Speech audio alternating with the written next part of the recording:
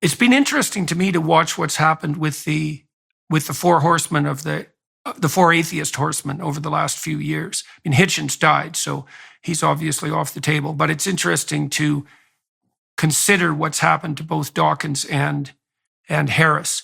So Harris, and I say this with all due respect, I like both those men, and I actually think they're honest men, and I think they're trying to strive upward. I think they're both wrestling with God in their own way, and I mean that like seriously with all due respect. Dawkins is a real scientist, and I think Harris is a real moral actor.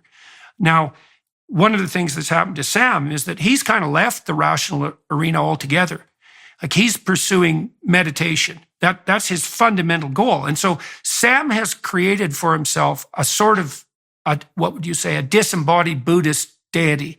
And I think the reason that Sam leaves his deity inarticulate is because if he made it articulate, he would criticize it to death with his rationality. And so he has an ineffable God, and he's decided to devote his life to that. And so that's interesting, and Harris was motivated. I talked to Sam a lot. Harris was motivated fundamentally by the problem of evil. And he wanted to ground morality in something unshakable. And he thought the only thing unshakable was objective truth. But it turns out that grounding morality in objective truth actually isn't possible, and for all sorts of technical reasons. And I write about that a little bit in this new book. And so Sam turned to Buddhism. And then with Dawkins, I think Dawkins has seen, and I know I'm speaking for him, but I believe this to be true in good faith, that the rationalist humanists that he thought would replace the superstitious biblical religious types turned out to be whim-governed tyrants, right? And so that rationality, that unmoored rationality, it seems to degenerate in two ways very rapidly. It degenerates into something like power claim that's driven by worship of the intellect, right? And Marx is a great example of that because he was so intellectually arrogant.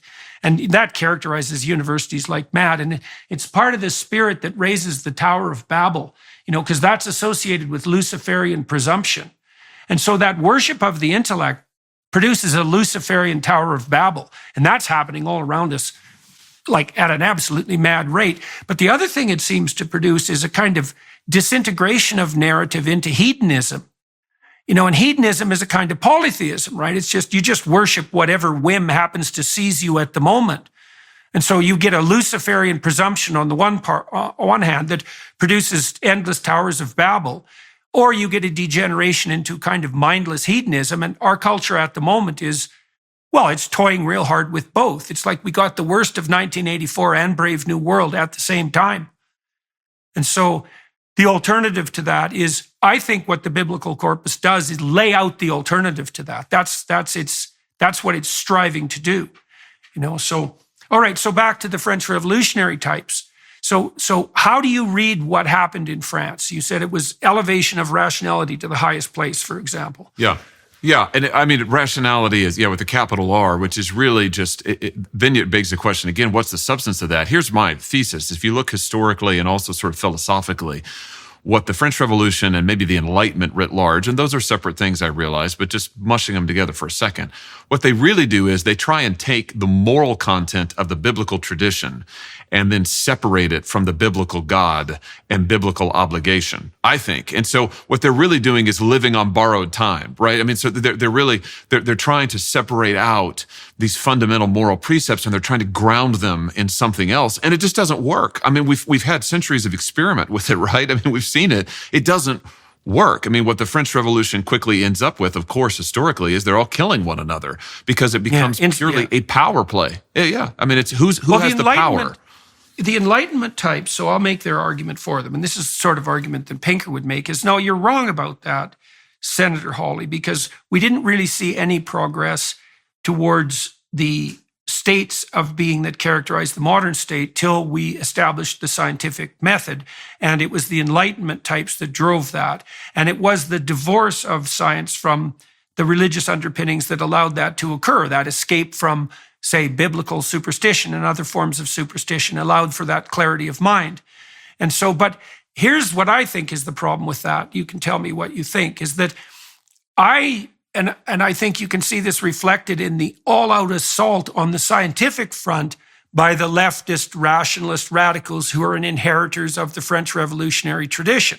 It's like they're not just going to plow their way through the religious tradition. They're going to take science out at the same time, because I think true scientists operate according to religious presuppositions, and they don't recognize them. And I think this is true, just as true of someone like Dawkins as anyone else. So let me lay out the presuppositions, and you tell me if you can see any holes in this.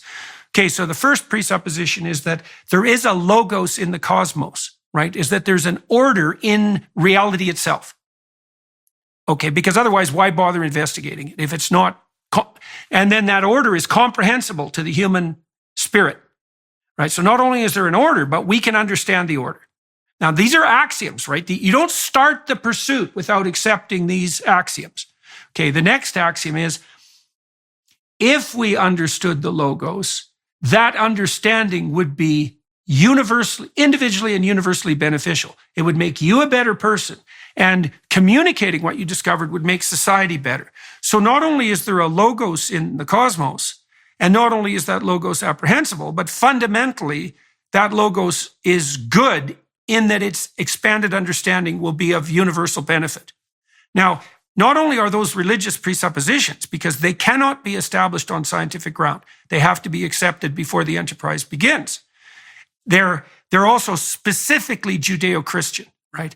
And then there's a fourth element, religious element, which is, in order to be a scientist, you have to conduct yourself in an ethical manner, which is that you have to allow your investigations into the intrinsic logos of the world to reshape your own tyrannical presuppositions, right? You have to take your hypotheses and you have to throw it against the world. And if it doesn't withstand the contest, then you have to be willing to abandon it.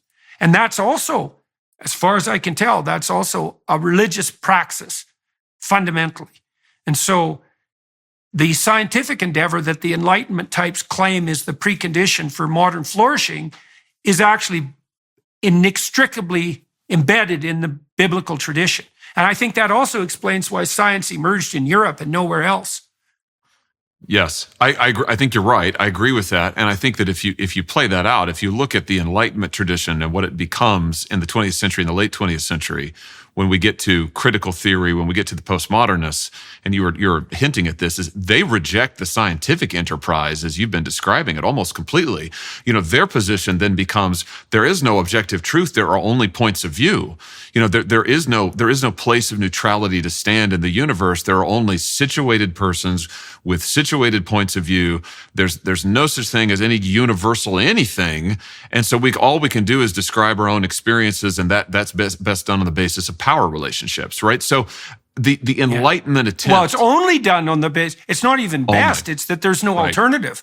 That's the most nihilistic claim of the radical postmodernist types, is that not only is it a power game, it can't be anything other than a power game, and all claims to the contrary are just subtler expressions of a power game. God, it's brutal. It's a brutal doctrine.